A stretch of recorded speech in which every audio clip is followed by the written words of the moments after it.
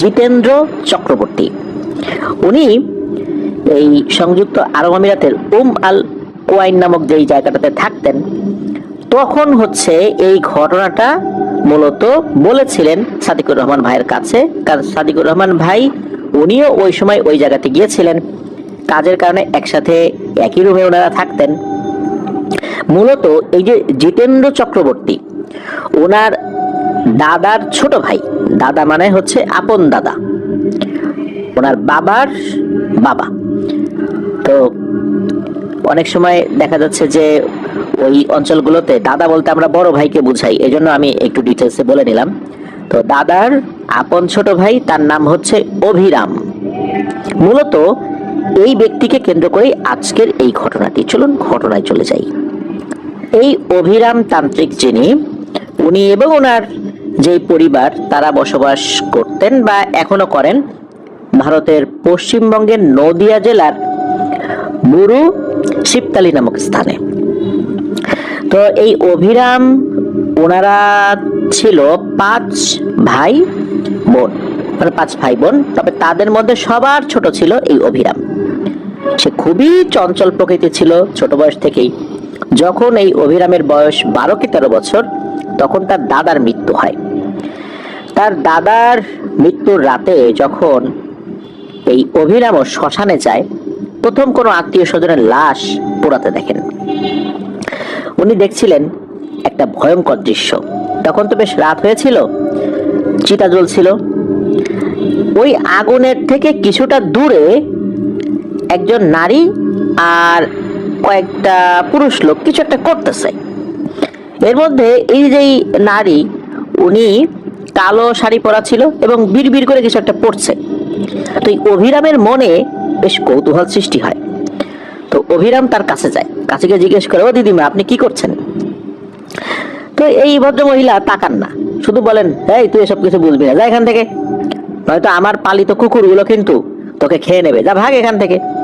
এই বলেই নাকি ওই মহিলা পাশে কিছু একটার দিকে ইশারা করেন হাত দিয়ে। আর তখনই দেখতে পান যে ওই ঝোপ জঙ্গলের ভেতর থেকে বড় বড় সাইজের কয়েকটা কুকুর বের হয়ে এসেছে। যেহেতু ওইখানে আরো অনেক লোকজন ছিল, জাস্ট কুকুরগুলোকে উনি দেখে একটু ভয় পেয়েছেন, তাছাড়া ভুতুরে কোনো কিছু এটা ওরকম মনে হয় নাই। তবে উনি ওইখান থেকে যখন চলে আসেন, তখন ওনার বাবাকে প্রশ্ন করলেন যে এরা কারা, এরা এখানে এসে কি করছিল এই মৃতদেহ পোড়ানোর সময়। তখন ওনার বাবা এই বিষয়ে কোনো উত্তর দেন নাই। উনি ওনার বড় ভাইকে এই বিষয়ে প্রশ্ন করেছিলেন। তখন উনি বলেন যে এরা তো আসলে তান্ত্রিক গোছের, এরা শ্মশানে বিভিন্ন ধরনের এই মন্ত্রতন্ত্র পাঠ করে, বিভিন্ন যজ্ঞ করে, মানুষজন এদের কাছে বিভিন্ন সমস্যা সমাধানের জন্য যায়। এগুলো অনেকদিন ধরে এখানে আসে, তুই তো আসলে এদিকে আসিস না বা এই শ্মশানে তো খুব একটা যাস না, এই জন্য দেখিস নাই। এগুলা অনেক আগে থেকে আসে, এদের সাথে ভয়ঙ্কর সমস্ত পিশাচগুলো চলাফেরা করে, যাদেরকে দিয়ে এরা অনেক কাজ করায়। এরপর এই অভিরামের মাথার ভিতরে এই বিষয়টা বেশ ভালো মতো চেপে বসে। তাদের প্রতি আগ্রহ সৃষ্টি হয় এবং গোপনে গোপনে এদের সম্পর্কে খোঁজ খবর নিতে শুরু করে। তো অভিরামের বয়স যখন 17 বছর, হঠাৎ করেই সে নিরুদ্দেশ হয়ে যায়। সময়টা তো আসলে 70-এর দশকের মাঝামাঝি কোনো একটা সময়, তখন তো মোবাইল ফোনের এরকম চলমান থাকার তো কোনো প্রশ্নই নাই। টেলিফোন ছিল ভারতের বিভিন্ন জায়গায়। তো ওই সময় এই অভিরামকে খোঁজার জন্য তারা অনেক ধরনের চেষ্টা করেছিলেন। ওই সময় যে পেপার পত্রিকাগুলো রয়েছে সেখানে পরিবার থেকে তারা বিজ্ঞাপন দিয়েছিলেন, কিন্তু না, আসলে কোনো ধরনের কোনো খোঁজ খবর পাওয়া যায় নাই। কেননা যে ব্যক্তি নিজে থেকে আত্মগোপনে থাকে তাকে পাওয়াটা আসলেই খুব মুশকিল। এই অভিরাম বাড়ি থেকে চলে গিয়ে এক রহস্যময় সাধুর সন্ধান পায়, যার নাম ছিল বিষ্ণুপদ গোস্বামী। এই ব্যক্তিও নির্জন শ্মশানেই থাকতেন, দিনের আলোতে খুব একটা বের হতেন না। মূলত অভিরাম বাড়ি থেকে বের হয়েছিলেন এই টাইপের কোন একটা শ্মশান সাধুর সান্নিধ্য পাওয়ার জন্য। তো পেয়েও যান। এই যে সাধু, এ আবার মানুষ হিসাবে ভালো ছিল। সে তন্ত্র সাধনা করত, পিশাচ সাধনা করত, তবে মানুষ হিসাবে অতটা আসলে খারাপ বলা যায় না। তার কথাবার্তায় এতটুকু বুঝে নিলেন অভিরাম, যেহেতু তার বয়স প্রায় 17 হয়ে গিয়েছিল ওই সময় আর কি। যখন সে নিরুদ্দেশ হয়ে যায়। এই কারণে মানুষ সম্পর্কে তো একটা ধারণা তো হয়েছিল। এই সাধুর কাছে সে যায়, সে তন্ত্রমন্ত্র শিখতে চায়। ওই সাধুর যে বাসস্থান, যে আশ্রম ছিল, সে যে সেখানে একা থাকতো, নির্জন বাস করতো, বিষয়টা এরকম না। তার আরো কিছু শিষ্য ছিল। ওখানে অভিরাম যায়, জানায় যে সে এভাবে বাড়ি থেকে নিরুদ্দেশ হয়ে এসেছে, সে এটা শেখার জন্য এসেছে। তো সাধু তাকে দেখে কিছুক্ষণ ভাবেন, তারপর চিন্তা করেন যে এই ছেলেটাকে দিয়ে কাজ হবে, এর আগ্রহ আছে, একে দিয়ে আসলে কোনো কাজ করানো সম্ভব। এরপর বলেন যে আসলে এই কাজ করতে হলে তোকে 5 রাত 5টা শ্মশানে কাটাতে হবে, 5 ধরনের প্রতিবন্ধকতার মুখোমুখি হতে হবে। এরপরে তোর মন এবং শরীর প্রাথমিকভাবে তৈরি হবে। তারপরও আরো অনেক কাজ আছে। এই 5 রাত কাটাতে পারলেই বোঝা যাবে যে আসলে তুই পারবি কি পারবি না। এদিকে এই সমস্ত কথা যখন শুনলেন এই অভিরাম, উনি বললেন যে 5 রাত কেন, 50 রাত কাটাতেও আমি রাজি, যেহেতু বাসা থেকে বের হয়ে আসছি, এই জিনিসগুলো আমি শিখেই তারপরে বাড়িতে ফিরবো। তো সাধু বলেন ঠিক আছে, সামনের অমাবস্যা তো বেশি দেরি নাই, মাত্র কয়েকদিন আছে, ওই রাত্রেই তোর প্রথম পরীক্ষা হবে। আর 5 মাস সময় লাগবে, কেননা একটা অমাবস্যার পরে আর একটা অমাবস্যা আসতে তো মাঝখানে কিছুটা সময় থাকে। তো প্রতি মাসে একটা অমাবস্যায় তাকে একটা শ্মশানে বসিয়ে দিবেন এই সাধু। একটা কাজ যদি সে সফলভাবে করতে পারে, পরবর্তী অমাবস্যায় তাকে পাঠানোর জন্য ওই সাধু তৈরি করবেন। তো এরকমই কথা হয় আর কি। কি কি করবেন সবকিছু বলে দিবেন ওই সাধু। তো প্রথম রাত এই অভিরাম উনি ওই সাধুর কাছ থেকে সবকিছু জেনে নিয়ে উনি সুভাষপুর নামক একটা জায়গা ছিল ওই এলাকাতে, বা ওই এলাকা থেকে বেশ দূরে, এই সুভাষপুর একটা শ্মশান ছিল, ওইখানে উনি যান। ওই সাধুর দেয়া তেল, ছাই, হাতে রুদ্রাক্ষের মালা, এগুলো নিয়ে ওই শ্মশানে গিয়েছেন। পুরনো একটা পাথর ছিল, একটা শিবলিঙ্গ ছিল ওইখানে, তো ওইখানে গিয়েছেন। ওখানে দেখলেন যে একটা চিতা প্রায় নিভু নিভু, অর্থাৎ ওখানে লাশ দাহ করা হয়েছে, আগুন পুরোপুরি নেভে নাই, এমন একটা অবস্থা। সে তো ওখানে গিয়ে চোখ বন্ধ করে সাধুর শিখিয়ে দেয়া মন্ত্র জপ করছে। হঠাৎ করে পেছন দিকে একটা শব্দ শুনতে পায়, মনে হলো মাটি ফুঁড়ে কোনো কিছু বের হচ্ছে, এমন একটা শব্দ। এই শব্দ পেয়ে সে পেছনে তাকায়, কিন্তু কিছু দেখে না। কিছুক্ষণের মধ্যে দেখে একটি কালো বিড়াল তার পায়ের কাছে এসে বসেছে। এই কালো বিড়ালটার চোখগুলো বেশ বড় বড় আর একদম সাদা। এটা দেখার পর অভিরাম চোখ বন্ধ করে নেয়। সে মনে মনে ভয় পেল, সাহস হারায়নি। সে বুঝতে পারে আস্তে আস্তে তার মনোযোগ নষ্ট করার জন্য বিভিন্ন ধরনের অশরীরীগুলো এখানে হাজির হয়েছে। তো ওই রাতে জাস্ট এতটুকুই হয়েছে, আর কিচ্ছু হয়নি। ওই পেছনে একটা শব্দ, এরপর বিড়াল পাশে এসে বসেছে, এরপর সে মন্ত্র পাঠ করেছে ভোর পর্যন্ত। এর ভিতরে অন্য কোনো ভয়ের ঘটনা বা ভয়ঙ্কর কিছু এসে তাকে ভয় দেখিয়েছে, এরকম কোনো কিছু হয়নি, ওই বিড়ালটা ছাড়া আর ওই শব্দ ছাড়া। সকালবেলা যখন সে আসছে সাধুর আশ্রমে এই বিষ্ণুপদ গোস্বামীর কাছে, কি হয়েছে যখন বলল, তখন এই সাধু হেসে দেন। হেসে দিয়ে বলেন, তোর ভাগ্যটা আসলেই ভালো রে, তুই কখনোই কোনো মানুষের খারাপ কিছু করতে পারবি না, তুই শুধু মানুষের উপকারটাই করতে পারবি। আর তুই অনেক সহজেই অনেক কিছু পেয়ে গেছিস বলে মনে হচ্ছে। এত সহজে কেউ কখনোই কিছু পায় না। তুই আরো 4 রাত, এটা তো তোকে করতেই হবে 4 অমাবস্যায়, তবে তুই চালিয়ে যা। এই কথা বলার পর অভিরামের মনের মধ্যে নতুন এক আশার আলো সঞ্চারিত হয়। কারণ ওই রাতে তো ওই 2টা জিনিস ছাড়া অন্য কোনো ভয় তো সে পায় নাই, কোনো ভয়ঙ্কর অবয়ব সে দেখে নাই। তো যাই হোক, এর ভিতরে ওই আশ্রমে থাকে, সাধু কি করে না করে দেখে, বিভিন্ন লোকজন ওই সাধুর কাছে আসে, বিভিন্ন ট্রিটমেন্ট নিয়ে চলে যায়। সাধু মাঝে মাঝে তাকে কিছু কাজ দেয়, কাজগুলো করে। এরকম করতে করতে দেখতে দেখতে আরো দিন কেটে গিয়ে পরবর্তী অমাবস্যার সময়টাও চলে আসে। ওই রাতটা তার জন্য দ্বিতীয় রাত ছিল। তো সাধু সবকিছু বলে রেখেছিলেন কোথায় যেতে হবে, 5টা ভিন্ন ভিন্ন শ্মশানে। তো এরকম একটা শ্মশানে সে যায়। ওই এলাকায় তো আসলে ম্যাক্সিমাম লোকই হিন্দু ধর্মাবলম্বী, যার কারণে শ্মশান কিন্তু অনেকই রয়েছে। দেখা যাচ্ছে যে কিছু দূরে দূরে বা কয়েক মাইল দূরে দূরে কিন্তু শ্মশান রয়েছে। তো এরকম একটা শ্মশান সে যায়, যাওয়ার পর ওই শ্মশানে যাওয়ার সময় কথা ছিল যে আগুন জ্বালিয়ে বসতে হবে ওই রাত্রে। তো আগুন জ্বালিয়ে বসেছে, এটা যখন করেছে তারপর বিভিন্ন ধরনের মন্ত্র পাঠ করছে, আগুন নিভু নিভু নিভু যখন হয় তখন ওই যে সাথে নিয়ে যাওয়া কাঠগুলো আবার জ্বালায়, তো এইভাবে চলছে আর কি। হঠাৎ করে দেখতে পায় যে, মানে তাও ঘন্টাখানেক হয়ে গেছে, হঠাৎ করে দেখতে পায় যে একটা কুকুর কোন একটা চিতার পাশে পড়ে থাকা একটা মৃতদেহের হাড় মুখে করে টেনে নিয়ে যাচ্ছে। সে নিতে পারছে না, বেশ বড় একটা মনে হয় শরীরের একটা অংশ, পুরোপুরি পড়ে নাই, ওরকম হাত পড়া অবস্থাতেই রেখে চলে গিয়েছিল। তো এটা দেখার পর তার মনের মধ্যে একটা চিন্তা উদিত হয়, সেটা হচ্ছে যে একটা মৃতদেহ হাত পড়া অবস্থায় পড়ে আছে, একটা মানুষ এইভাবে কুকুর তার শরীর অঙ্গ প্রত্যঙ্গ টেনে নিয়ে যাবে, এটা কেমন হয়? সে ওইখান থেকে উঠে গিয়ে ওই কুকুরটাকে তাড়িয়ে দেয়। কুকুরটা একবার তাকিয়ে দেখে অভিরামের দিকে। অভিরামের কাছে মনে হলো এই কুকুরটার চোখের মধ্যে অস্বাভাবিক কোনো কিছু ছিল। সে আবার ফিরে এসে ওই জায়গায় বসে মন্ত্র জপ করা শুরু করে।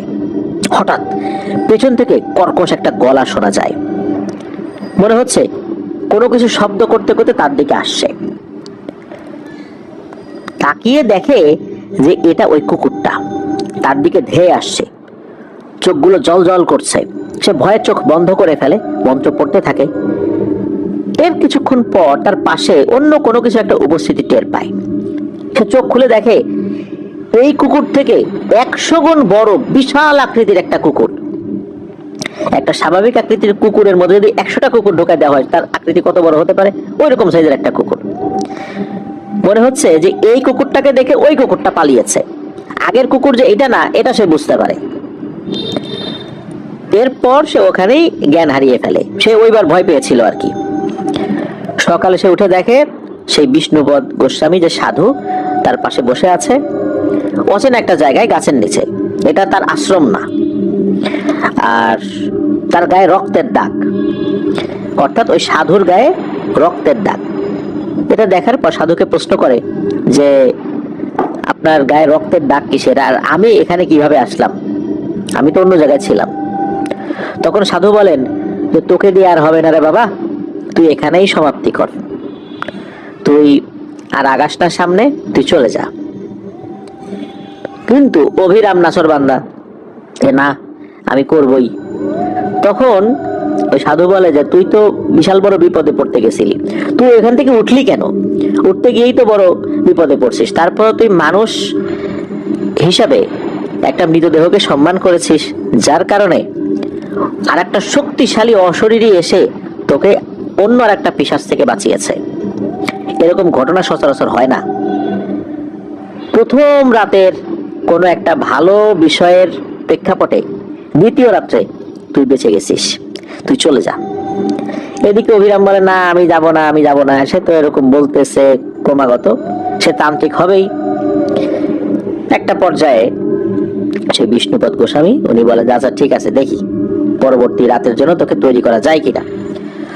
পরবর্তী বেশ কিছুদিন তাকে তৃতীয় রাতের জন্য তৈরি করেন। এরপর একটি পুরনো শ্মশান সেখানে পাঠান। এই শ্মশানটা একটা ছোট নদীর ধারে, এখানে কেউ যায় না, ওখানে আসলে লাশ পোড়ায়ও না, অনেক আগে পোড়াতো আর কি।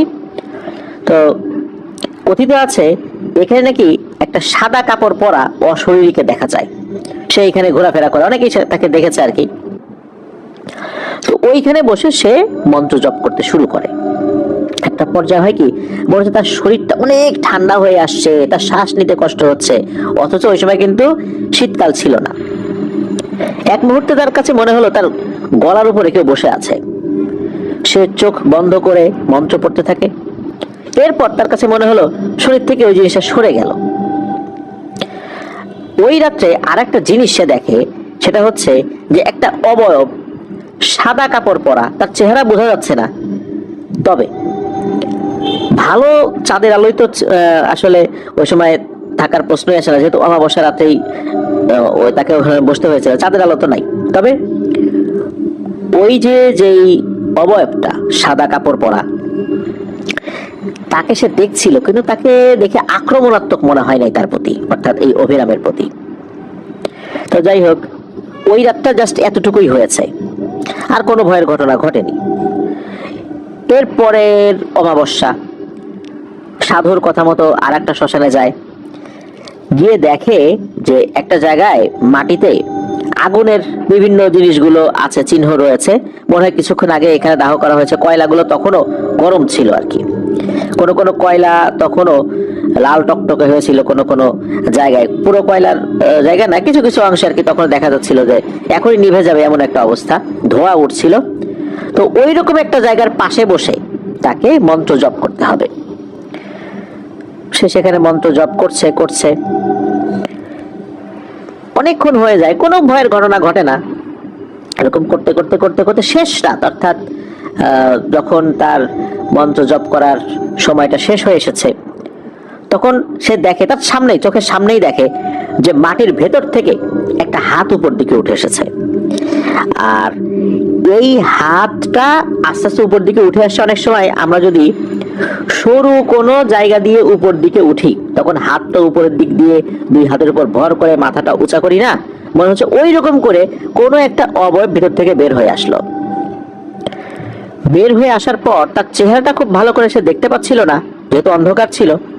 যতটুকু দেখা যাচ্ছিল তাতে চেহারাটা খুব বেশি ভয়ঙ্কর এরকম মনে হচ্ছিল না, অনেকটা কাদা মাটি মাখানো কোনো একটা মনুষ্য অবয়বের মতোই মনে হচ্ছিল। তবে ওই জিনিসটা ওঠার পর এই অভিরামকে বলে, অভিরাম ভয় পাস না, তুই আসছিস ভালো, যা তোর সাথে আমার পঞ্চম রাতে দেখা হবে। এটা বলার সাথে সাথে ওই অবয়বটা একদম ভ্যানিশ হয়ে যায়। এই কথাও যখন ওই গুরুকে গিয়ে বলেছেন এই অভিরাম, গুরু বলেন যে হ্যাঁ, এটাও ভালো লক্ষণ, ঠিক আছে, পরবর্তী ধাপের জন্য তোকে তৈরি করব। এরপরের অমাবস্যার জন্য গুরু তাকে বিভিন্ন ধরনের রিচুয়াল করায়, আস্তে আস্তে সে তৈরি হয়েছে আর কি। পঞ্চম রাত, যেটা অর্থাৎ পঞ্চম অমাবস্যায় সবচেয়ে পুরনো একটা শ্মশান ওই এলাকা, সেখানে তাকে যেতে হয়। এই শ্মশানে পৌঁছতে হলে নাকি জঙ্গলের ভেতর দিয়ে যেতে হয়, মধ্যরাতে যেতে হবে। আর ওই সময়ের আবহাওয়াটা একটু ঝড়ো আবহাওয়া ছিল আর কি। এমনিতেই মানে প্রাকৃতিক ভাবেই কোনো ভূত প্রেত যে ঝড়ের আবহাওয়া সৃষ্টি করছে বিষয়টা এরকম না। যেহেতু অমাবস্যার রাত এটা ছিল, ঝড়কে ভয় পেলে তো চলবে না, যেতে তো হবেই। ওই ঝড়ো আবহাওয়ার মধ্যে দিয়ে সে যাচ্ছিল। আর যাওয়ার আগে কিন্তু ওই বিষ্ণুপদ গোস্বামী, যিনি সাধু, তিনি কিন্তু অভিরামকে কাছে নিয়ে বলেছিলেন যে তোর মন পরিষ্কার, তোর মনে কোনো লোভ নেই, আমার বিশ্বাস তুই তোর কাজে সফলতা অর্জন করতে পারবি, যা তুই যা, ভয় পাস না। এরপর সে তো চলে যায়। শ্মশানে ঢোকার পরপরই শুরু হয়ে যায় খুবই ঝড় তুফান। এমন ঝড় তুফান যে ওখানে বসে থাকাই কষ্ট হয়ে যায়। একটা পর্যায়ে ঝড় তুফান কমে আসে, তারপর একটা পুরনো চিতার পাশে এসে বসে পড়ে। এরপর গুরু শিখিয়ে দেয়া মন্ত্র জপ করতে থাকে। হঠাৎ করে মনে হলো চারদিকে এতটাই নীরবতা বিরাজ করছে, এতটাই নিস্তব্ধতা, রাতের নিশাচর প্রাণীগুলো তাদের ডাক থামিয়ে দিয়েছে। নিঃশ্বাসের শব্দ মনে হচ্ছে ভয়ঙ্কর ভাবে তার দিকে ফেরত আসছে, বাতাসও মনে হচ্ছে থেমে গেছে। হঠাৎ ধীরে ধীরে একটা কালো ছায়া তার সামনে আবির্ভূত হয়। ছায়াটির চোখ আগুনের মতো জ্বলছে, তবে তার শরীর থেকে এক ধরনের সুগন্ধি বের হয়ে আসছে। সেই সাথে কোনো কিছু পোড়ালে, কাগজ বা অন্য কিছু পোড়ালে এক ধরনের গন্ধ হয় না, মনে হচ্ছে ওই রকম একটা গন্ধও আসছে। তার চুলগুলো বেশ লম্বা। এটা দেখার পরও অভিরাম কিন্তু মন্ত্র পড়া থামায় না, সে মন্ত্র পড়তেই থাকে। এবার সে অনুভব করে এই ছায়ামূর্তিটার মাথা একদম তার মাথা থেকে 1 কি 2 ইঞ্চি দূরে আছে, মানে তার মুখের একদম কাছাকাছি মাথা নিয়ে এসেছে। তাকে এত কাছাকাছি দেখছে আর কি, এত কাছ থেকে তাকে দেখছে। অভিরামের কাছে মনে হলো ওই ছায়ামূর্তি নিঃশ্বাস নিচ্ছে, ওই নিঃশ্বাসের যে গরম বাতাস, এটাও তার মুখে এসে লাগছে। চোখের সামনে এই জিনিসটা দেখছে, ভয়ে সে চোখ বন্ধ করে ফেলে। এরপর অভিরাম ফিল করে যে সে যেখানে বসে আছে মনে হচ্ছে মাটিটা আস্তে আস্তে নরম হয়ে যাচ্ছে, শক্ত মাটি মনে হচ্ছে আস্তে আস্তে কাদামাটি হয়ে যাচ্ছে, আর আস্তে আস্তে সে ওই কাদামাটির মধ্যে ডুবে যাচ্ছে। চোরাবালির মধ্যে পড়ে গেছে এমন মনে হচ্ছিল। আর এটাও মনে হচ্ছে নিচে কেউ তাকে টানছে, আস্তে আস্তে 1 ইঞ্চি করে করে আস্তে আস্তে সে ডুবে যাচ্ছে। এরপর সে আরো জোরে জোরে মন্ত্র পড়তে থাকে। এবার দেখে সবকিছু স্বাভাবিক, তবে ছায়ামূর্তিটা এবার মাথা একদম কাছে নিয়ে যে দেখছে তাকে, বিষয়টা এরকম না, সে একটু দূরে দাঁড়িয়ে আছে। ওই ছায়ামূর্তিটা হাত উঁচা করে, আমরা অনেক সময় আশীর্বাদ করতে দেখি না, হাত উঁচা করে, মনে হচ্ছে ওই রকম আশীর্বাদ করলো। এরপরে ওই ছায়ামূর্তিটাও নাই, যখন দেখলো ছায়ামূর্তিটা নাই তখন এই অভিরাম অজ্ঞান হয়ে যায়। এদিকে তার যে ওস্তাদ উনি লোক পাঠিয়েছিলেন অভিরামকে নিয়ে আসার জন্য, কারণ জানতেন যে কোনো একটা সমস্যা হতে পারে। তো লোকরা যায় দেখে যে অভিরাম অজ্ঞান হয়ে পড়ে আছে, তারা তাকে নিয়ে আসে ওখান থেকে। অভিরাম তখন অজ্ঞান ছিল। আশ্রমে আসার পর তার জ্ঞান ফিরে দেখেন যে সাধু খুব খুশি। আশ্রমে থাকা বিভিন্ন যে শিষ্য আছেন বা বিভিন্ন লোকজন সমস্যার সমাধানের জন্য আসেন তাদেরকে মিষ্টিমুখ করাচ্ছেন। মিষ্টিমুখ করার কারণ এটা যখন সবাই জিজ্ঞেস করলেন, তখন এই বিষ্ণুপদ গোস্বামী নাকি বলেছিলেন যে এই অভিরাম ছেলেটা এমন একটা কিছু অর্জন করেছে, আর এত সহজে অর্জন করেছে, যেটা এই তন্ত্র সাধনায় খুবই বিরল জিনিস। এটা আসলে কেউ পায় না, এত সহজে পায় না, এত কম ভয় পেয়ে কেউ আসলে এগুলো অর্জন করতে পারে না। এত সহজে এটা হাসিল করা লাখে একজন সাধকের কপালে জোটে, কিন্তু এই অভিরাম সেটা করতে পেরেছে। আর এই সাধুর এত বছর জীবনে যত শিষ্য সে দেখেছে বা শিষ্যত্ব দিয়েছে বিভিন্ন ব্যক্তিদেরকে, এই প্রথম এই ছেলেটা অর্থাৎ এই অভিরামী এই বিরল সৌভাগ্য নাকি অর্জন করতে পেরেছে। এই জন্যই সে খুশি হয়ে মিষ্টি বিতরণ করছিল। আর সাধু বললেন যে এখন থেকে তোর আসল শিক্ষা শুরু হলো, এখন থেকে তোকে যে বিভিন্ন জিনিসগুলো শেখানো হবে এই জিনিসগুলো এখন থেকে কার্যকর হবে। এরপর থেকে তার তন্ত্র সাধনার আনুষ্ঠানিক শিক্ষা শুরু হয়। তো বিভিন্ন ভাবে আসলে তন্ত্র সাধনা উনি করেছেন, কিভাবে করেছেন এটা অনেক বড় গল্প, এগুলো আসলে অনেকটা কমন আর কি। বিভিন্ন সময় আমরা শুনি না যে কিভাবে তন্ত্র সাধনা করে, এই জায়গাতে একটা কমন জিনিস। যাই হোক, এগুলো আমরা আর আলোচনা করব না, বিভিন্ন ভাবে উনি করেছেন। এর মধ্যে নাকি একটা উল্লেখযোগ্য ঘটনা রয়েছে, সেটা হচ্ছে যে একবার একটা মন্ত্র জপ করতে হবে 108 বার একটা পোড়া দেহের কাছে, অর্থাৎ কোন একটা মানুষ পোড়ানো হয়েছে কিন্তু পুরোপুরি পোড়েনি, এমন একটা পোড়া দেহের পাশে বসে মন্ত্র জপ করতে হবে 108 বার। তো সে করছে, 55 বার পড়েছে। সাধু বলে দিয়েছেন 55 বার পড়ার পরে থামবি, দেখবি যে কিছু হয় কিনা, এরপর আবার পড়া শুরু করবি। তো 55 বার যখন পড়েছে কিছু হয় না, পরে যখন পড়া শুরু করছে হঠাৎ করে দেখে যে একটা ধোঁয়া কোত্থেকে যেন বের হচ্ছে, সাদা ধোঁয়া। এই সাদা ধোঁয়াটা আস্তে আস্তে একটা মানুষের মতো অবয়বের রূপ নিল, তবে পুরোপুরি মানুষের মতো না, জাস্ট ধোঁয়ার মতোই, তবে মনে হচ্ছে একটা মানুষের শেপ আর কি। ওই ছায়াটি বলে ওঠে, আমাকে কি তুই মুক্তি দিবি নাকি ব্যবহার করবি? এই কথা শোনার পর অভিরাম নাকি বলে, আমি তোর সাহায্য চাই, দাসত্ব নয়, দাস হিসাবে রাখতে চাই না, তুই আমাকে সাহায্য করবি। এই কথা শোনার পর নাকি ওই ছায়াটি হেসে দেয়, হাসির শব্দও পাওয়া যায়। এরপর ওই ছায়াটি বলে, তুই আমাকে ভালো এবং খারাপ দুইটা কাজই করতে বলতে পারিস, তবে মনে রাখিস ভালো কাজে তোর জন্য ভালো, আর খারাপ কাজ আমাকে দিয়ে করালে তুই তোর বিপদ ডেকে আনবি। তুই বললে আমি না করব না, করে দিব, তবে শর্ত কিন্তু এটাই। এই বলে নাকি ওই ছায়াটি মিলিয়ে যায়। আর এই ঘটনার পর তার যিনি আধ্যাত্মিক গুরু এই বিষ্ণুপদ গোস্বামী, উনি নাকি আনুষ্ঠানিকভাবে তাকে সাধু হিসাবে স্বীকৃতি দিয়েছিলেন আর বলেছিলেন, আজ থেকে তুই অঘরী অভিরাম নাম দেন। যদিও বা অঘরী হওয়ার পথটা আরো কঠিন, তবে তাকে অঘরী অভিরাম বলে অভিহিত করেন। এরপর থেকে এই অভিরাম তান্ত্রিক অঘরী অভিরাম বলেই পরিচিতি লাভ করেন। অঘরী হতে হলে কিন্তু বেশ কিছু বিষয় মেনটেন করতে হয়। তাকে রুদ্রাক্ষের মালা পরানো হয়, ছাই মাখা গেরুয়া বসন দেওয়া হয়, হাতে দেওয়া হয় একটি ত্রিশূল আকৃতির লোহার একটা ত্রিশূল, আরো এরকম বেশ কিছু বিষয় তাকে দেয়া হয়। এরপর বলে দেয়া হয় যে যতটুকু অর্জন করেছিস এটার মধ্যেই সীমাবদ্ধ থাক, আর বেশি আগানোর দরকার নাই, তুই এখন বাড়ি চলে যা। বাড়ি চলে যা এই কথা শোনার পর এই অভিরাম বেশ অবাকই হয়েছিলেন, কারণ হচ্ছে অঘরীদের আসলে পরিবার বলে কিছু থাকে না, পরিবার থেকে বাইরে চলে আসতে হয়। যাই হোক, যেহেতু গুরু বলেছেন পরিবারের কাছেই চলে আসেন, তবে পরিবারের কাছে থাকলেও উনি সংসারের যে সমস্ত ব্যাপারগুলো আছে এগুলোতে কখনো জড়ান নাই, উনি আলাদাই থাকতেন।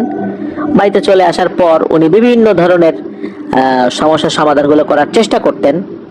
লোকজন তাকে গুরুজি বলে ডাকতেন, একটা আশ্রম গড়ে তোলেন আর কি। বয়সে তার বেশি হয় নাই, 17 বছর বয়সে চলে গেছে। এর মধ্যে মোটামুটি ম্যাক্সিমাম 1 বছর সে সময় নিয়েছে, 1 বছরের মধ্যে সে নিজেকে তৈরি করেছে।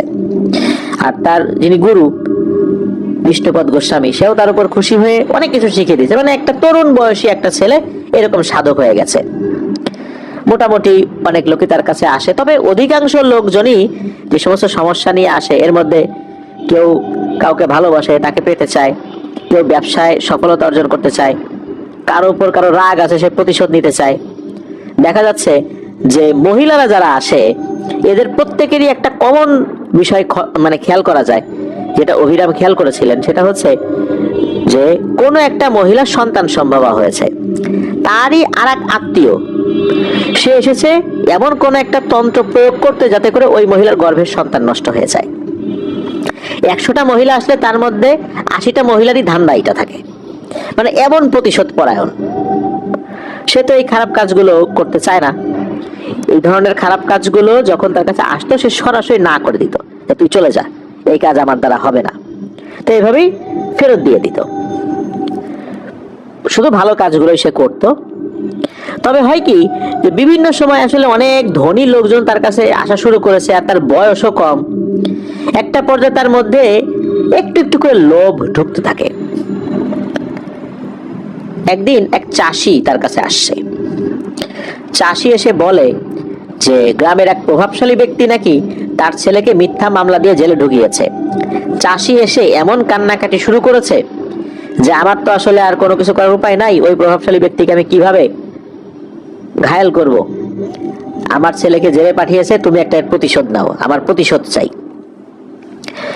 তখন এই চাষের কান্নাকাটি দেখে অভিরাম সে চিন্তা করে এই প্রভাবশালী ব্যক্তিকে শায়েস্তা একটা করতেই হবে। এত বড় সাহস, একটা নিরীহ ছেলেকে সে জেলে ঢুকিয়েছে। এমন একটা তন্ত্র প্রয়োগ করে, ওই তন্ত্র প্রয়োগের কারণে ওই প্রভাবশালী ব্যক্তির যেই গোডাউনের মতো ছিল, যেখানে সে ধান বা অন্যান্য জিনিস রাখতো, তারপর পাটের গোডাউন ছিল, আরো গুরুত্বপূর্ণ যে জায়গাগুলো ছিল, এক রাতে সেখানে আগুন লেগে যায়। আগুন লেগে একদম সবকিছু পুরো ছারখার হয়ে যায়, অনেক ক্ষয়ক্ষতি হয়। তবে তার বাড়ির কোনো সদস্যদের কোনো ক্ষয়ক্ষতি হয়নি, তার মেইন যে থাকার বাড়ি সেখানে আগুন লাগেনি, তবে তার অর্থ সম্পদের অনেক ক্ষয়ক্ষতি হয়েছিল। আর এটা উনি নাকি আর কখনোই পুষিয়ে উঠতে পারেন নাই, ওই প্রভাবশালী ব্যক্তি।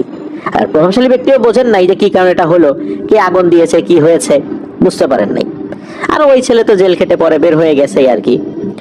তো এই কাজটা কিন্তু আসলে অভিরাম ভালো করেনি, এটাই ছিল তার প্রথম খারাপ কাজের শুরু। এটাকে সে শুরুর দিকে খারাপ মনে করেনি, চিন্তা করছে একটা প্রতিশোধ নিলাম আর কি, সে কেন একটা নিরীহ ছেলেকে জেলখানায় ঢোকাবে। কিন্তু আসলে এটাও তো একটা প্রতিশোধ, এটাও তো আসলে ঠিক না। এই ভালো মনে করে এই খারাপ কাজের দিকে সে সর্বপ্রথম ঢুকে পড়ে, এটাই ছিল তার ভয়ঙ্কর একটা ভুল। এরপরের একটা ঘটনা, একবার হয় কি কয়েকজন যুবক তার কাছে আসে, এসে বলে যে আমরা আপনার কাছ থেকে দীক্ষা নিতে চাই, আপনার মতো হতে চাই। অভিরাম বলে যে আরে এই সমস্ত জিনিস পেতে হলে মৃত্যুর মুখোমুখি হতে হয়। তবুও তারা খুব জেদ করে। এর মধ্যে একজনের নাম ছিল কৈলাস, তার বয়স ছিল 20 থেকে 22 বছর, সে ছিল খুবই উৎসাহী। আর এই উৎসাহী ছেলেপেলেদের দেখলে এই অভিরামের মনে পড়ে সেও তো অনেক উৎসাহী ছিল, যার কারণে সে আজকে এই পর্যন্ত আসতে পেরেছে। তো অভিরাম তাকে একটা অল্প শক্তির একটা মন্ত্র শিখিয়ে দেয়। মানে এই মন্ত্রের শক্তিটা খুব একটা বেশি না, একটা জিন ডাক দেওয়ার জন্য। তো হয়েছিল কি, এই কৈলাস ছেলেটা এই মন্ত্রটা ভুলভাবে উচ্চারণ করেছিল, তার উচ্চারণটা ভুল হয়েছিল। সকালবেলা এই কৈলাস ছেলেটা বিপর্যস্ত অবস্থায় অভিরামের কাছে ফেরত আসে। সে বলে যে আমার মাথার উপর মনে হচ্ছে কেউ বসে আছে, সে নামছে না। মাথার উপর একটা বোঝা চাপিয়ে দিলে মানুষের অনুভূতি কেমন হয়, মনে হচ্ছে তার মাথার উপর একটা বোঝা চাপিয়ে দেওয়া হয়েছে। সে বসতে পারছে না, শুতে পারছে না, হাঁটাচলা করতে পারছে না। সে বলছে দ্রুত আমার মাথার থেকে এই বোঝাটা নামায় দেন। আর মাথার উপর থেকে নাকি একটা আওয়াজ আসছে, যে আওয়াজটা শুধু সে শুনছে, সেটা হচ্ছে যে তোর আত্মাটা আমার, আমি এটা নিয়ে যাব, এরকম নাকি বলছে। তো অভিরাম বুঝতে পারে যে আসলে ঘটনাটা কি হয়েছে। এই ছেলেটা আসলে ভুলভাবে মন্ত্র উচ্চারণ করেছে, যার কারণে সমস্যা তৈরি হয়ে গেছে। তো অভিরাম এটা ঠিক করার চেষ্টা করেছিল, তবে লাভ হয়নি। 2 দিনের মাথায় ছেলেটা প্রচন্ড জ্বরে কাঁপতে কাঁপতেই মারা যায়। তো অভিরাম চিন্তা করলো যে এরকম অতি উৎসাহী ছেলেটাকে আমি যে এই জিনিসটা শিখাই দিলাম, আমার তো উচিত ছিল একে ফেরাই দেয়া। কাজটা কি ভালো হইলো? ছেলেটার মৃত্যুর জন্য হয়তো আমিই দায়ী। তো অভিরাম এরকম চিন্তা করছেন, এটাও তার একটা ভুল হয়েছিল। এরপর আসি একটা ব্যক্তিগত প্রতিশোধে। একদিন এক পুরনো শত্রু, যার নাম হচ্ছে বিনয় সরকার, এই বিনয় সরকার একসময় এই অভিরামের মা বাবাকে জমি থেকে উচ্ছেদ করেছিল। তো সে নিজেই এক রোগ নিয়ে অভিরামের কাছে আসে, একটা রোগ হয়েছিল তার। তো অভিরামের কাছে এসে বলে যে তোমার তো খুব নাম শুনছি, আমাকে একটু বাঁচাও, আমি খুব সমস্যার মধ্যে আছি। অভিরামের কিন্তু মনে পড়ে যায় এই লোকের কথা। এখন এই লোক ভুলে গেছে, কারণ এই লোক তো অনেক লোকেরই এই ধরনের ক্ষতি করেছে, বহু লোকের জমি থেকে উচ্ছেদ করে সে জমি দখল করেছে। এত মানুষের ক্ষতি করেছে, তার তো একজন ব্যক্তির কথা মনে থাকার কথা না। অভিরামের কিন্তু মনে ছিল যে এই বিনয় সরকারই হচ্ছে সেই ব্যক্তি যে জমি থেকে উচ্ছেদ করেছিল। তখন অভিরাম চিন্তা করছে যে কি করব, প্রতিশোধ নেব না নেব না। একটা পর্যায়ে ব্যক্তিগত প্রতিশোধ নেওয়ার জন্য তার মনের মধ্যে একটা সায় পেয়ে যায় সে, যে হ্যাঁ কাজটা করি। সে একটা মন্ত্র শিখিয়ে দেয় যে তুমি এই মন্ত্রটা বেশি বেশি করে পড়ো, তাহলে তুমি ঠিক হয়ে যাবে, আর কিছু লাগবে না। আসলে এই মন্ত্রটাই ছিল ভয়ঙ্কর একটা জাদু। এই বিনয় সরকার চলে যাওয়ার সময় আরো একটা জিনিস দিয়েছিল, একটা তাবিজ জাতীয় কিছু। বলেছিল যে এই তাবিজটা ঘুমানোর সময় বালিশের নিচে রাখবা আর এই মন্ত্রটা পাঠ করবা, দেখবে যে তোমার অবস্থা ভালো হয়ে গেছে। তো বিনয় সরকার তো চলে যায়, বালিশের নিচে ওই জিনিসটা রাখে। রাতের বেলা বেশ কয়েকবার মন্ত্র জপ করছে, শুয়েছে। সকালে উঠে দেখে তার কোমর থেকে নিচের অংশ সে নাড়াতে পারে না, অবশ হয়ে গেছে, প্যারালাইজড হয়ে গেছে একদমই। আর তারপরের দিন নাকি পুরো শরীর প্যারালাইজড হয়ে গিয়েছিল। আর এভাবেই বিছানায় পড়ে ধুকে ধুকে লোকটা মারা গিয়েছিল। মূলত এমন একটা তন্ত্র শিক্ষা দিয়েছিল, এইটার ফল খুব ভয়ঙ্কর, এটা যে পড়বে তার ভয়ঙ্কর ক্ষতি নেমে আসবে। অভিরাম ইচ্ছাকৃতভাবে প্রতিশোধ নেওয়ার জন্য কাজটি করেছিল, যেটা ছিল তার গুরু শিক্ষার বিপরীত, সম্পূর্ণরূপে বিপরীত। এরপর হয় কি, একবার এক ব্যবসায়ী নাকি তার কাছে আসে। সেই ব্যবসায়ী এসে বলে যে আমি তো এক মেয়েকে ভালোবাসি, কিন্তু মেয়েটা অন্য লোককে বিয়ে করছে, আমি তাদের সংসার নষ্ট করতে চাই, আপনি কিছু একটা করেন। অভিরাম শুরুর দিকে না না বলতেছে, কিন্তু আসলে হয় কি, সে আস্তে আস্তে প্রতিশোধ, তারপরে বিভিন্ন ধরনের খারাপ কাজের মধ্যে ঢুকে যাচ্ছিল। সে ওই রকম জোর দিয়ে না করতে পারছিল না, কেন জানি। আর এই ব্যবসায়ীও বেশ টাকা পয়সার মালিক ছিল। সে করে কি, প্রায় 7-8টা টাকার বান্ডিল তার সামনে রাখে। সে বলে আপনি চাইলে আরো দেব, আমার কাজটা করে দেন। এতগুলো টাকা সামনে দেখে অভিরাম আর লোভ সামলাতে পারে না, সে কাজটা করে দিতে রাজি হয়ে যায়। তখন অভিরাম বলে আমি মোহন বশীকরণ তন্ত্র প্রয়োগ করব, তবে শুধু টাকা না, তোমাকে আরো কয়েকটা জিনিস এনে দিতে হবে। 100টা কুমড়া এনে দিতে হবে, আর এমন একটা মৃত মানুষের নখ এনে দিতে হবে তাকে চিতায় ওঠানোর আগে নখটা কাটা হয়েছে।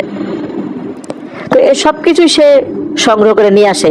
কোনো লোক মারা গেছে, তাকে চিতায় উঠাবে, তার নখ হয়তো বা কেটেছে, নখ কাটা বলতে আমরা অনেক সময় যখন নখ কাটি তখন এই নখগুলো তো ফেলে দেই, হয়তোবা ওই রকম ভাবেই সে সংগ্রহ করেছে। তবে কিভাবে সংগ্রহ করেছে এটা জানা যায় না, তবে সে সবগুলো ঠিকঠাক মতো সংগ্রহ করে এনেছিল। এরপর শ্মশান ঘাট থেকে মৃত লাশের যেই ছাই, এই ছাইও কিছু আনা হয়েছিল। এরপর কালো ঘি, এরকম বেশ কিছু জিনিস, সবকিছু আসলে বলতে পারেন নাই এই অভিরাম তান্ত্রিকের যে নাতি।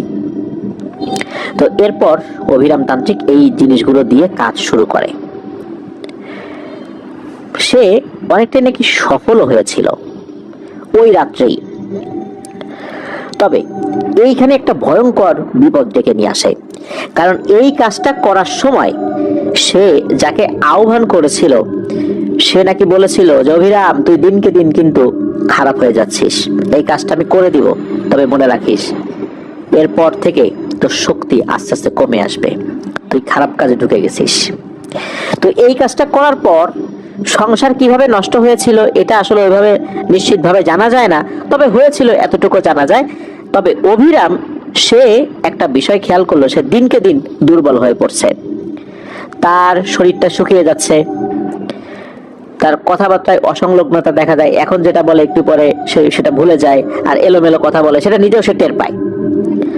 রাতের বেলা সে ঘুমাতে পারে না, জেগে ওঠে, দুঃস্বপ্ন দেখে। তো এরকম সমস্যা চলছিল। এদিকে হয় কি, কোনো একদিন দুপুরের দিকে ওই যে বিষ্ণুপদ গোস্বামী এসে হাজির হয় অভিরামের কাছে। উনি কোনোভাবে বুঝতে পেরেছিলেন যে অভিরামের অবস্থা ভালো না। উনি আসেন, উনি আসার পর অভিরামের দিকে তাকিয়ে বলেন যে অভিরাম, তোকে আমি নিষেধ করেছিলাম, তুই যত সহজে এই জিনিসগুলো পেয়েছিস তত সহজেই হারিয়ে ফেলছিস। তুই যে কাজগুলো করছিস এই কাজগুলো আপাত দৃষ্টিতে সাধারণ কাজ বলে মনে হলেও তোর জন্য সেটা খুবই অসাধারণ কাজ, কেননা তুই অতি সহজে অনেক বড় কিছু হাসিল করছিলি, কিন্তু তোর সামান্যতম লোভ এবং ভুলের কারণে সবকিছু নষ্ট হয়ে গেছে। আমি তোর পাশে ভয়ঙ্কর একটা ছায়া দেখতে পাচ্ছি, তুই এমন একটা পিশাচিনীর খপ্পরে পড়ে গেছিস, এর থেকে আর বাঁচার কোনো উপায় নাই। এই পিশাচিনীও একটা গল্প রয়েছে, সে কিভাবে এত শক্তি পেয়ে গেছে। তো সেই সাধু বলেন যে একজন মহিলা, উনি নাকি আত্মহত্যা করেছিলেন, তিনি অন্তঃসত্ত্বা ছিলেন। মূলত সে আত্মহত্যা করার সময় তার ভিতরে একটা রাগ ছিল, ক্ষোভ ছিল। ওই ক্ষোভ থেকে সে কিছু তন্ত্রমন্ত্রের নিয়ম জেনেছিল, আর আত্মহত্যা করার আগে সে তার আত্মাকে এক পিশাচিনীর উদ্দেশ্যে নাকি উৎসর্গ করে যায়, মানে মৃত্যুর আগে বলে যায় যে আমি আমার আত্মাকে ও পিশাচিনীর উদ্দেশ্যে উৎসর্গ করে যাচ্ছি। এই বলেই সে তার গর্ভের সন্তান সহ গলায় ফাঁস দিয়ে দড়িতে ঝুলে পড়ে। এরপর নাকি ওই পিশাচিনীটা ভয়ঙ্কর শক্তিশালী হয়ে ওঠে, আর তাকে বলা হয় চিন্তাহীনী পিশাচিনী। এই পিশাচিনীটা এমন টাইপের পিশাচিনী যে উদ্ভ্রান্ত হয়ে ঘুরে বেড়ায়, প্রতিশোধ পরায়ণ হয়ে ঘুরে বেড়ায়। তো এই জিনিসটাই পিছু নিয়েছে এই অভিরাম তান্ত্রিকের। এই বিষ্ণুপদ গোস্বামী বলেন যে উনি চেষ্টা করবেন এর থেকে ছাড়ানোর জন্য, তবে এই তন্ত্রবিদ্যা যেন অভিরাম তান্ত্রিক একেবারেই ছেড়ে দেয়, তার দ্বারা আর কিছু হবে না, কারণ তার সাথে ভালো পিশাচিনী যেগুলো ছিল চলে গেছে। এরা এই টাইপের কাজ করে না, যদিও বা এরা পিশাচিনী, তবে এরা এই টাইপের কাজগুলো পছন্দ করে না। তো অভিরাম বলে ঠিক আছে, আমি ছেড়ে দিব, গুরুর কথার অবাধ্য আর সে হবে না, সে বলে। তো অভিরাম সে এই কাজ ছেড়ে দেয়। এরপর গুরু বলে যে তাকে সংসারী হয়ে যেতে। অভিরাম তান্ত্রিক সংসারী হয়েছিলেন, উনি বিয়ে করেছিলেন, তবে তার কোনো সন্তানাদি হয় নাই। আর হঠাৎ করেই অভিরাম তান্ত্রিক মারা গিয়েছিলেন। উনি একদম মানে তন্ত্রবিদ্যা ছেড়ে দিয়েছিলেন, একদম স্বাভাবিক হয়ে গিয়েছিলেন। তবে মোটামুটি তার বয়স যখন 40-এর কোঠায় হয়েছিল বা 40 পার হয়েছিল, তার 2 পা নাকি অবশ হয়ে গিয়েছিল, হুইল চেয়ারে চলাফেরা করতেন। আর অভিরাম তান্ত্রিক মারা গিয়েছেন 2008 সালে। উনি নিঃসন্তান ছিলেন। তো এটাই ছিল